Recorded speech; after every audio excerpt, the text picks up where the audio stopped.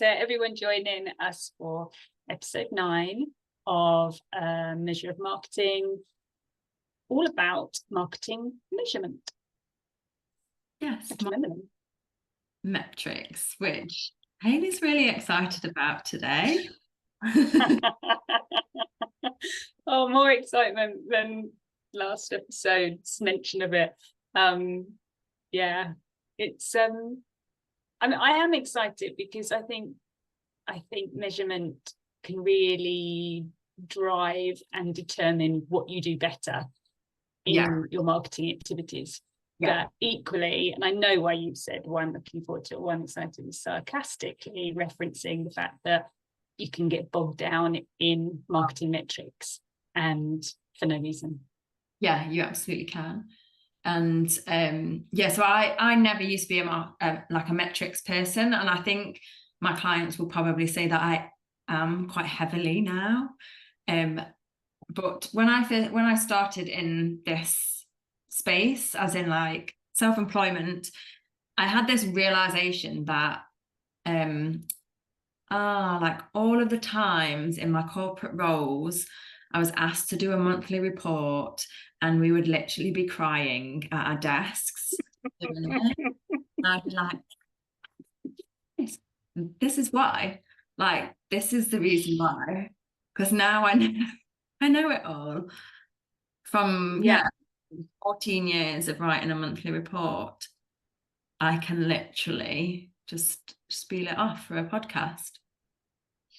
And it's funny because that monthly report would be the bane of your life, and it would take you so long to do it. And yet, actually, if you could just talk about it, it would probably only take 5 to 10 minutes. But because you had to sit and make it pretty graphs, and that's what was expected.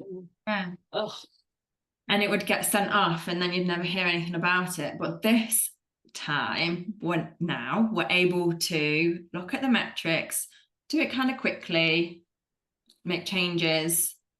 It's in our control. And the main thing is you're doing something with the information and the analysis across each channel, or at least you understand it, and you can make an intuitive decision. You can improve upon what you've done in the past and make changes based on what your customer has done, whether it be email or via the website or interacting with a social post. Yes.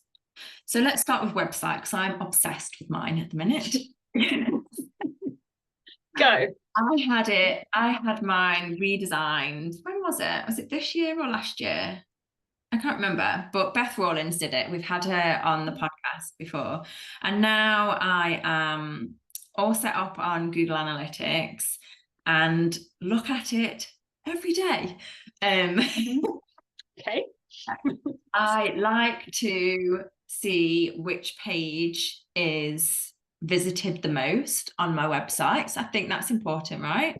So the homepage is more than likely going to be at the top. But I like to see if people have gone on my services page, if they've gone on book a call with me, if they've gone on a specific blog. And then particularly the services and the book a call, why have they then not booked a service or booked a call? Like, is there something design-wise that might need to change that I can talk to Beth about, or change the copy slightly to make it more impactful? But that's one of the things that I look at the minute quite frequently. And then I also look at like where that traffic has come from as well, which you can see on Google Analytics. So is it direct, as in they've typed your name into Google, or is it organic traffic? Because I'm slightly obsessed with SEO as well at the minute. Who knew this would be me? But organic traffic means that your SEO is working, and they've typed in a customer has typed in one of your keywords potentially into Google search, and it's brought your website to the surface, and then they've therefore clicked on your website. And then you can see if they've come from social posts or socials and which search engines and stuff like that. I don't look at that bit. And where in the world that they've come from as well. Mm-hmm. I have people from India looking at my website. Yeah, it's funny when you have people from all over, and it's like, that's amazing. It's quite exciting. Yeah. Exciting. So yeah, that's what I look at for my website. Do you do any different or for your clients? I think I try not to, for my own sanity, get bogged down in my own metrics for my own site, because I've got quite a clear journey. And typically if people are on that journey, they do get to the contact page and I would get an inquiry form completed. And I find it odd, a bit like you, that if people just go to a random page and it's like, that's not part of the journey. How did they end up there?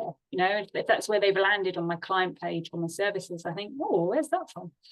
I think what it's helped me during the past, and how Google Analytics has helped clients I've worked with, particularly when you're refreshing a website, is, as you say, use it to make data-driven decisions for your design and for your customer journey. And like, you want to know, well, what's my most favorite page, or what's my top landing page? It can be so helpful to determine what services you feature on your homepage based on the services that people read about before making an inquiry. Or, okay, are people coming more from email versus social? Well, all our efforts on social, if we're putting in hours and hours to social and you're not getting any traffic, well, should you limit that down? Should you, do a bit more of it? And I think it's those insights that, if you don't use Google Analytics, and it is hard, it's even for marketers, especially now it's upgraded from what was called Google Analytics Universal to GA4, Google Analytics 4. It's hard. So you wouldn't necessarily know that you can get that level of detail or understanding as to where people go, where they're from, what they look at, to make those decisions, rather than going, oh, I think it's X, Y, and Z. That's not good enough to just guess. You need to know. Yeah, 100%. I think for me, the most important things on the website is that it's visible in some way. Even if it's that direct traffic, that people are actually typing your name in from somewhere. I know you don't know where that's coming from, but that organic traffic, so you know that the back end of your website is working, if it's set up properly. And like you say, if you are investing in a lot of time in socials and you're adding a call to action in your social posts, or you're sharing blogs and things like that, that people are actually clicking through, I think that's really important.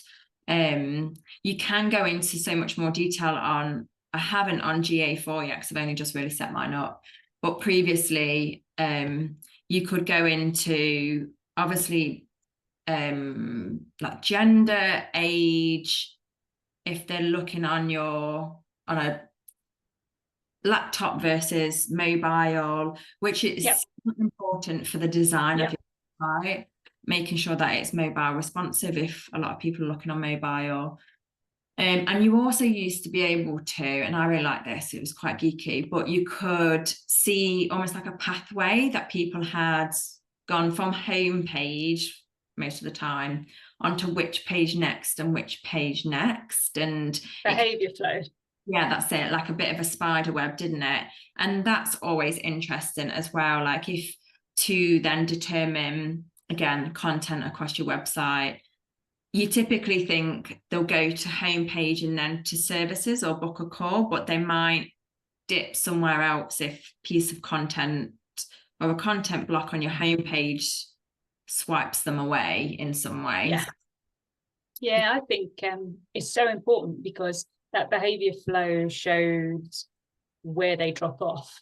Yeah. And it's at those points, as you say, well, is there a button that should be more significant, or is it below the fold, which is below what people see as soon as they land? Is it not prominent enough?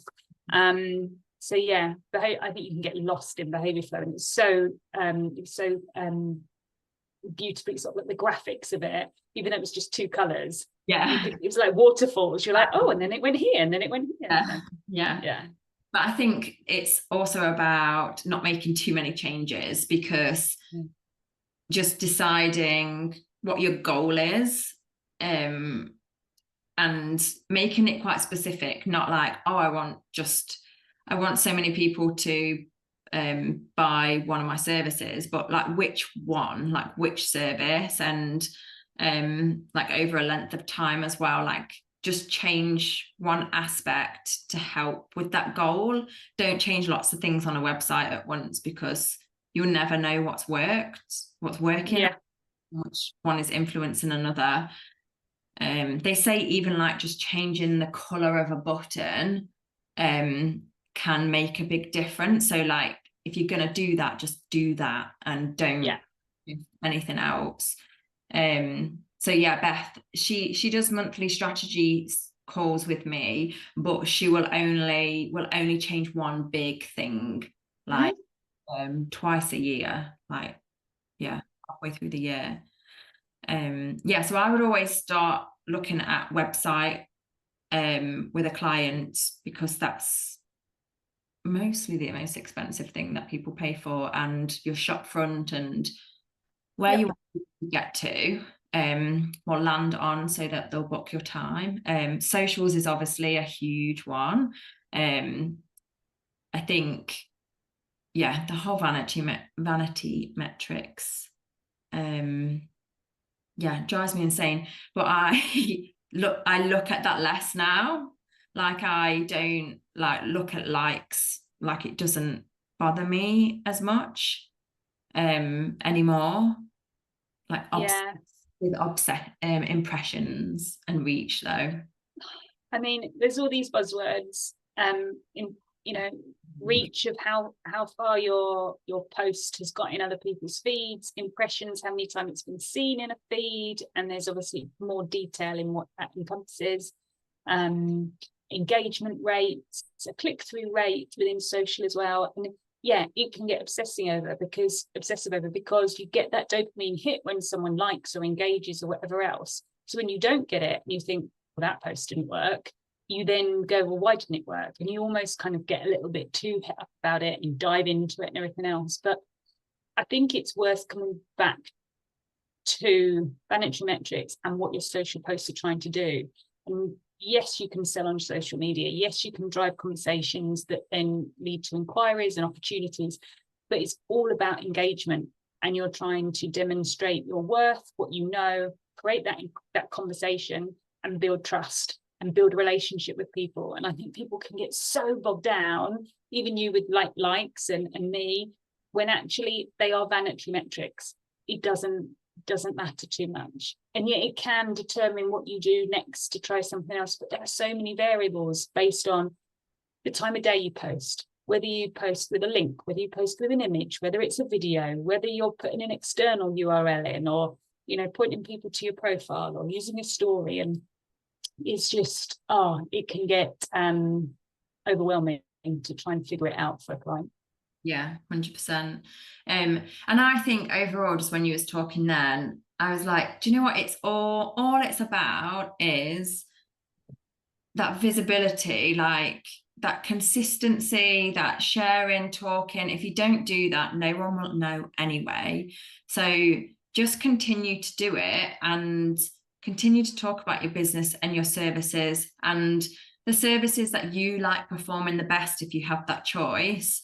And as long as your social channels are set up properly, it's really clear what you do, your message is really clear, you tell people how to find you and where to book if they want to, people will. Like, that's the most important thing, is that you help them to book super simple, and you're just really clear and simple in what you say, and you're showing people that you've got a service that they potentially need, because you're trying to target the right people. It is actually really simple overall, and that repetition will build that trust and allow people to actually book. It's about having all of the platforms in the right place and really clear. Yeah. To do that. That's all it comes down to in my eyes. I totally agree. Go on, sorry, I was just going to say, like you say, there's just so many things on social that you can't control, and we're up against things changing constantly. And so yeah, the whole vanity metrics, if you can, like, absolutely ignore them.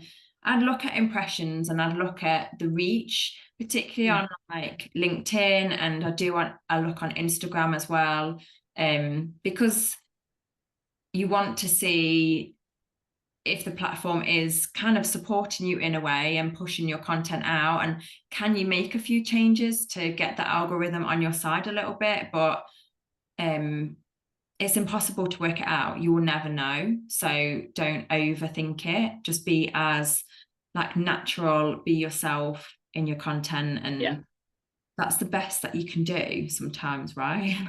Yeah. And I think as we're sort of delving into each channel as we're going, I think more and more it fuels the passion that I have for integrated marketing, in that you can't rely solely on social media as a marketing channel to drive inquiries. Yeah. And you can review all the vanity metrics under the sun, but doing that alone and all the money you want to throw at it, and I know we'll come on to paid media, it's not enough. Actually having your website properly done and optimized for people to search for it, using emails and using social media, and doing that in an integrated way is the best way of doing it. And then using all those insights that you can to drive your efforts. Just relying on that one channel won't work, because the metrics alone isn't enough to guide you. It's not enough to get you what you need. Yeah. And ultimately, like, I see it as social is one pot. Like, there's a number of choices in there. You choose the right choice for where your customer is and what your product or service is. But you do one, like, do two max. Your website is in another part, and then emails are in another part, because that's another place where people will be reading. Then your outdoor space is another part, and and one PR and from each of them. And and I think for people that don't, say again, and just do your messaging to keep the whole thing the same, like super simple, clear, to the point, tell people where they can find you and where they can.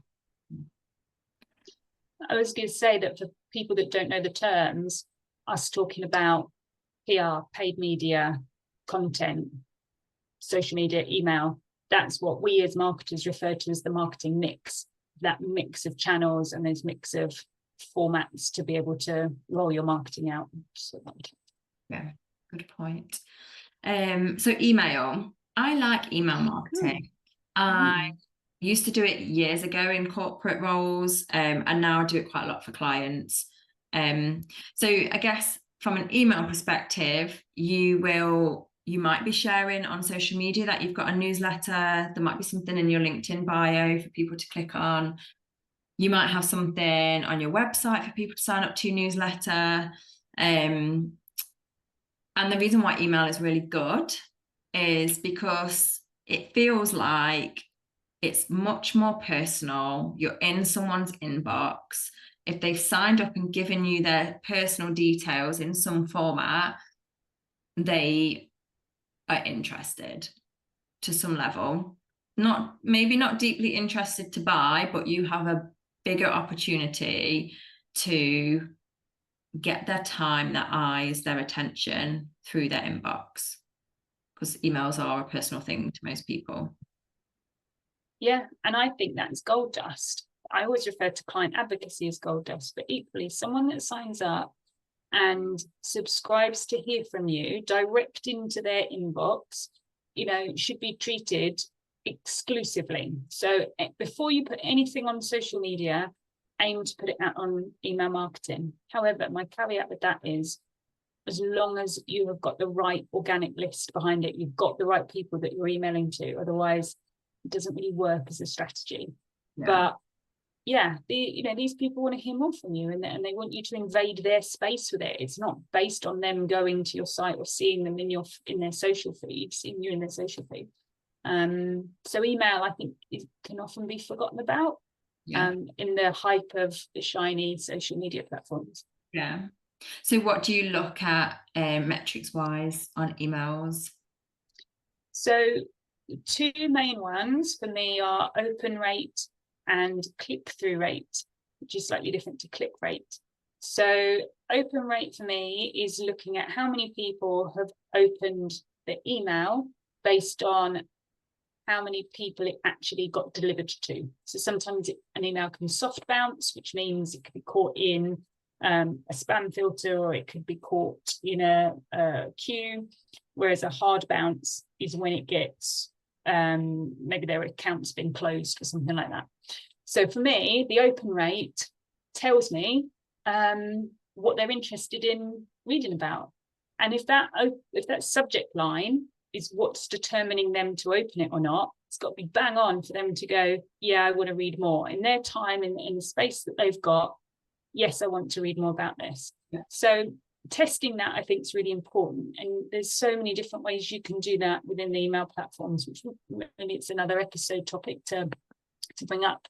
But figuring out or knowing what your percentage open rate, and it can look like 15% to 25%. And there's an average based on different industries that you can tap into, which I don't know.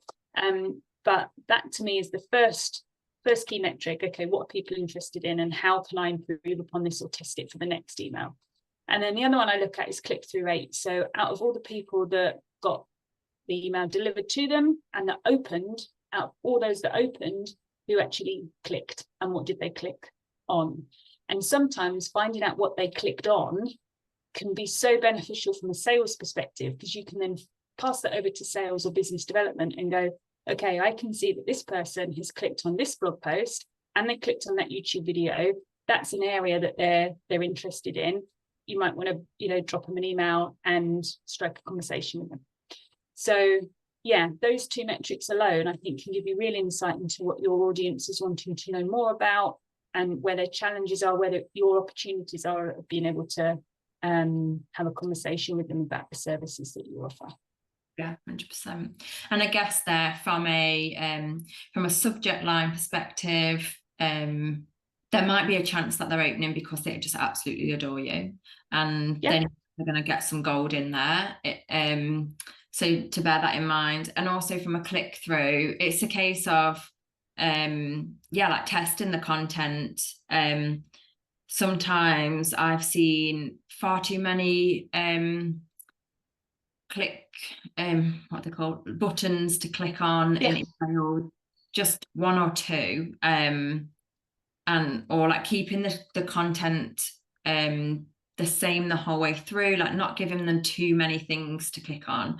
I am like the worst advocate for that, because I'm like, oh, I've got so much to share, and I'll give them yeah, like book a call, like watch this blog, like this video, listen to this podcast, but try and testing it from that perspective is really helpful.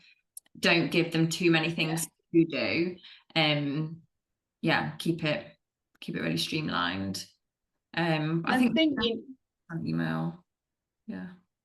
I think testing visually as well, what works is quite clever with click-throughs, is that, say if you did just have one call to action, so one thing you want your reader to do, you could have one button, one text-based link, which is best practice anyway, and one image. Well, what's going to drive them more? Is it the button that's kind of that driving, oh, okay, yes, read me now, or is it read this blog post on marketing measurement, and you hyperlink marketing measurement? Does that grab them more than an image? And every audience is going to be different, but that's a really, that's when I get a bit excited. I like trying out that kind of comparison and digging deep, which I'd love to do more for clients, but actually you don't always have that time. And so you have to really pick and choose, okay, let's focus in on this metric. And as you say, do one at a time rather than trying to do it all. And you never know though, do you? Like, it could be someone might be more attracted to colour, they might be more attracted to or the text-based link rather than a button. And they might only scroll halfway down or like skim read, and they want highlighted words in throughout the text. Like, yeah, there's only so much you can do. yeah, But you find different things and just being aware of it, and giving the metrics time to cook as well, you know, yeah, like yeah, don't look literally the next day, like give it a couple of weeks at least, let yeah, people get into their inbox and read or not read, and yeah, like do yeah, it. exactly that. Yeah. So website, socials, email, they're the biggest for me, to be honest. Do you do metrics on anything else? They're the key marketing strategies I would say that most of my clients use. They have in common because they're small businesses. I think a key one to kind of factor in is paid media, which I don't do very much of because my clients don't necessarily have the budget for it, and it can bleed you dry investing in pay-per-click or LinkedIn ads. But I know you use it, don't you, with some of your clients? So you've probably got Yeah. more experience of metrics in this channel. Yeah, so I guess it depends what it is. So there's obviously Google Ads. So that is you working with somebody who is very specialist in this area, because again, you can spend a lot of money, and if things aren't set up in the background, actually you can just toggle a automatic button on Google Ads, and it will kind of do the measurements and the metrics itself, and it might not be correct. I've seen that, and people paying thousands each month, when just turning that off and manually working it is like £800 cheaper. Like, it's mad. Yeah. So it's only as good as the information that you're putting into it. And I think paid advertising overall, if you was to do LinkedIn, if you was to do Facebook ads, mobile advertising, anyone that sets it up with you, you need to really understand your target audience first, and what the goal is, and what the action is for your customer, and all of that needs to be really clear and purposeful, because otherwise the metrics mean nothing, because you haven't actually got the action right and the goal right. Yeah. But they are quite similar to what we've already spoken about. So like the impressions, how many times that your ad is displayed, and then things like click-through rate again, how many people have clicked on your ad. And then there's also a cost per click, so CPC, so the average cost that an ad costs when someone's clicked on it. So that's in proportion to how much budget that you're putting in as well. So that will vary. And then conversion rates, obviously the percentage of ad clicks that have resulted in some action. So if you've got a particular service that your paid ad is pushing towards, have they actually booked, paid, etc. from there, that conversion rate. And then there's something else called return on ad spend. Yeah. ROAS, which is your revenue generated for every pound spent on advertising. Yeah. So again, some maths needed there. And then, yeah, obviously budget for that versus, I mean, I always hear this is similar for like boosted posts, I guess, on Instagram, like how low cost that they can be and how impactful that they can be in terms of new followers, or even people actually signing up. I haven't done boosted ads on LinkedIn before, but I might try it.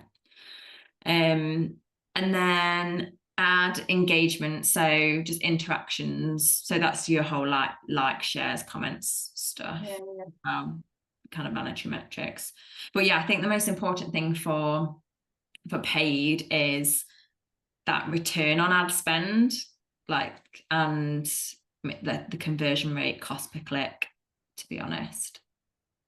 Yeah, I think what I pick up on that, and obviously there's different metrics to be able to guide you for the next ad and everything else, exactly the same as email or social or whatever else. But what I picked up on what you said that's I think really important to highlight is, one, know what goal you want from using this particular channel. Why are you using it?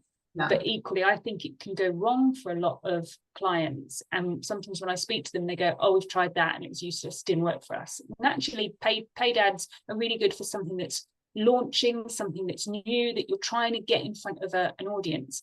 But as you rightly said, if you don't specify that audience, the demographic from country to age range to industry, if you don't know that, if you haven't done that strategy piece, you don't know who you're talking to, and therefore you are spending cash that you're basically just burning money because you don't know who you're chatting to. And like with Google Ads, I've learned from a friend called George and Anna, who are part of Visibility Agency. I'll give them a little shout out.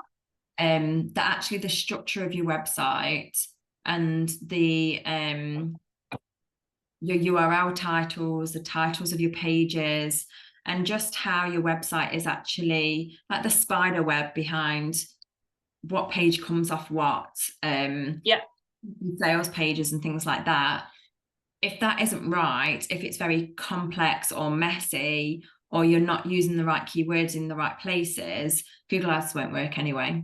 So there is, so that integrated marketing mix, like the layers, and it's all that, everything is all intertwined, and it's important to pause and be like, okay, do I need to spend and do a bit of work here before I set up that paid advertising there? And then is my budget proportional to the goal and my overall business goal, not just doing it for doing sake? So it is all strategic, even like before you start looking at the tactics. Wow, so yeah, all of it comes together. It's quite quite a lot for the mind sometimes, but so I think what we're saying then is there are so many metrics out there based on what channels you use. And they're there to guide you, and they're there to direct your decisions for the next campaign or for the next email or the next social post. But actually it comes down to knowing your audience, being strategic still, and I suppose knowing what your end goal is. And if this was always my hang up when it comes to metrics and measurement, is that if your end goal is to generate inquiries, that's your end goal, and that's what you need to be measuring. Because you can just get so hung up on it, can't you? And 100%. Or having a priority list of which services that you want to push, like what's the most important to you from a financial perspective, or that is going to help more people. Like again, it kind of goes back to what your mission is and that brand purpose. Purpose. And I think if you've done all of that work, the rest, this bit feels easier, because you're like, I want eyes on my website, I want eyes on that page because it fits with my mission. Yeah, very much so. That felt like a productive conversation. It really was. And I think we explained all the jargon as well, so that it becomes understandable for people, because I think it's important. Nice one. Fab. So episode 10 is next. We're on double figures here. Yeah, I know. When did that happen? Well, obviously now, but how did that happen? Next month, but we don't know what it's going to be on. Maybe we'll have another guest. We need to plan the next one. We've got ideas, haven't we? But we haven't named it. So. I see also that we're both in our brand colours today. I know, the blue and you and your pink. I haven't got a mug today. I haven't got a hot beverage for today. Sorry. Necked my Earl Grey before actually coming on this podcast. My mug. So, do you know when you make it too milky and you're like, it's far too cold now? I can't drink cold tea. I can kind of do cold coffee, but I can't do cold tea. So no. I can't imagine that. So, see you later. See you later. See you for episode 10. Bye. Goodbye. Bye.